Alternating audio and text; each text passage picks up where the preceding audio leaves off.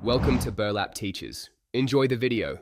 In this video, I will show you how to make apple pie dough at home. We'll start by gathering our essential ingredients.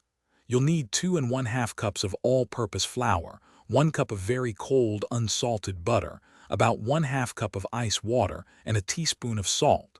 Having everything prepped and ready makes the process much smoother. Remember, cold butter is key for a flaky crust, so keep it chilled until you are ready to use it. Next, we'll combine our dry ingredients. In your large bowl, whisk together the 2½ cups of flour and 1 teaspoon of salt. Now, add your 1 cup of cold, cubed butter. Using a pastry blender or your fingertips, work the butter into the flour. The goal is to create a mixture that looks like coarse crumbs, with some pieces of butter remaining about the size of small peas.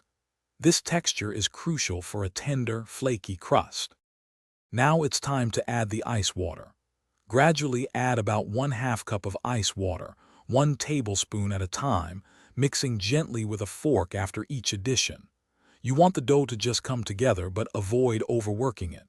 The dough should be moist enough to hold its shape when you press it, but not sticky. This careful hydration prevents a tough crust and ensures a delightful texture. Finally, we'll prepare the dough for baking. Divide your dough into 2 equal portions and gently flatten each into a disc.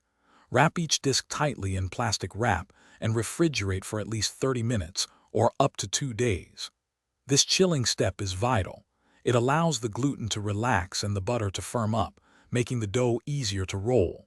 When ready, roll out your chilled dough on a lightly floured surface to about 1/8 inch thick. Thanks for watching. Consider subscribing if this video helped you.